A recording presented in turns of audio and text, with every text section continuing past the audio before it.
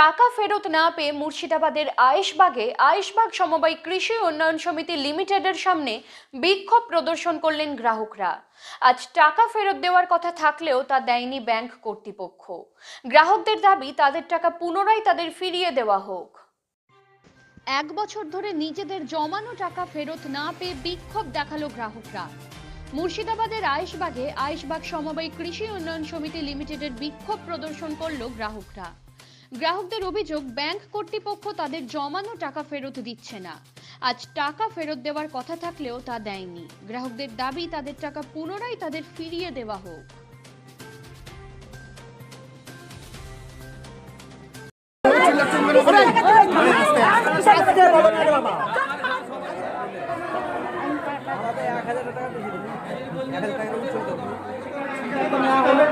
Bank যেভাবে বন্ধ হয়ে গেছিল সেই ব্যাংকটা 1000 টাকা করে যে দেওয়ার কথা ছিল সেটা সামনে সোমবার থেকে ওটা 1500 টাকা করে সপ্তাহে গ্রাহকদেরকে দিবে।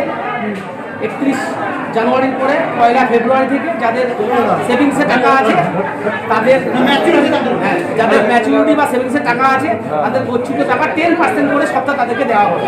এই সিদ্ধান্তে ওরা রেজুলেশন করে সবাইকে জানানো হবে। সেটা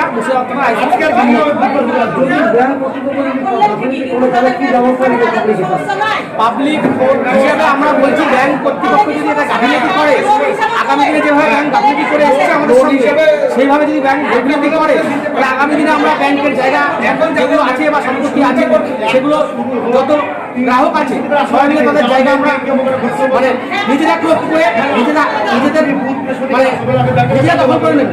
প্লাস যারা ম্যানেজিং কমিটিতে আছে, যারা এই টাকাগুলো আমরা আত্মসাৎ করছি সবাই বলছে, তাদের জায়গাগুলো আমরা ক্লোজ করে নিব যদি আগামী দিনে তারা রেজুলেশন যেটা দিয়েছে সেইভাবে যদি ওরা কথা মতো যদি না চলে। ব্যাংকের যে জমি সম্পত্তি আছে যেটা আমাদের কাছে এই মুহূর্তে খবর আছে, একটা ওয়েসিস পার্ক আমাদের এই আইসবাগের পাশে একটা 4.5 বিঘা আর কোথায় আছে MIT কলেজের ওখানে আছে, ব্যাংকের এখানে আচার মিল আছে পাশে বড় গোডাউন। এগুলো আমরা সবাই মিলে দখল করে প্রশাসনের হাতে তুলে দিয়ে বিক্রি করে আমাদের টাকা দিতে বলবো। তাহলে 50-52 কোটি টাকা উঠবে, আর 50-52 কোটি টাকা সেটা কি অত টাকা কোথায় পাবে না? আমাদের তো মেন মনে পাবলিকে যে আমরা জানি যে ব্যাংকের বর্তমান যে সম্পত্তি আছে ওটা বিক্রি করে পাবলিক যা টাকা আছে দেওয়া যাবে না। তার জন্য তো বলছি, প্রথমে ব্যাংকের জায়গা আমরা দখল নেওয়ার পরে প্রশাসনকে দিয়ে ব্যাংকের জায়গাগুলো বিক্রি করিয়ে পাবলিকের টাকাগুলো দেওয়া করাতে হবে।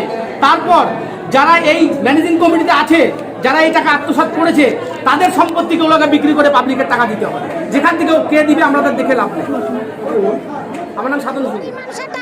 সবাই একটা করে পয়সা গুছিয়ে ব্যাংকে রেখেছি।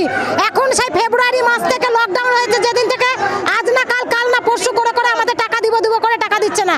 1000 টাকা করে আমাদের টাকা দিয়েছে প্রত্যেক সপ্তাহে। এর আগে বিগত 2 মাস ধরে সেটাও বন্ধ করে দিয়েছে। আমরা কোনো রেজুলেশন মানবো না।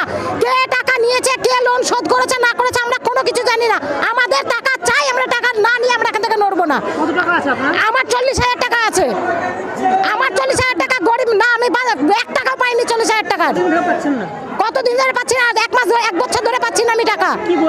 কি বলছে আজ না কাল না পরশু, তুমি আজ ফোন করো কাল ফোন করো করে ঘুরাচ্ছে। যত যে আমাদেরকে আজকে টাকা দেওয়ার কথা ছিল তাও বলছে যে টাকা দিব না, টাকা দিচ্ছে না। আমরা তাহলে কি করব? আমরা গরিব মানুষ, আমরা একটা করে পয়সা রেখেছি, ছেলে পেলে বিয়ে শাদী দিব, তাদের পড়াশোনা করাবো ভবিষ্যতের জন্য।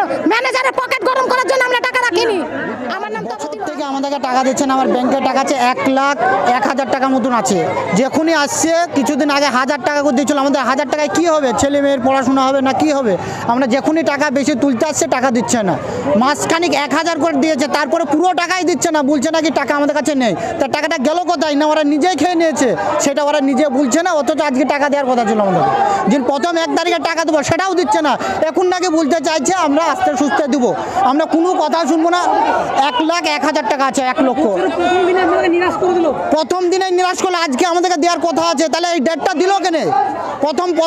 নতুন বছরে প্রথম দিনে নিরাশ কেন করলো সেটা আমরা জবাব চাই। যেহেতু পুলিশ আমাদের কোনো সাহায্য করছে না, ওরা দাঁড়িয়ে থেকেই খালি গার্ড করছে, বলছে কিছুই কাজ হচ্ছে না আমাদের। কি চাইছেন তখন? আমরা চাইছি আমাদের টাকা দরকার, আর কোনো কিছুই দরকার নাই, টাকা দেখ, আমাদের কোনো কাজ নেই, আমাদের খালি টাকাটা আমাদের হাতে তুলে দেয়।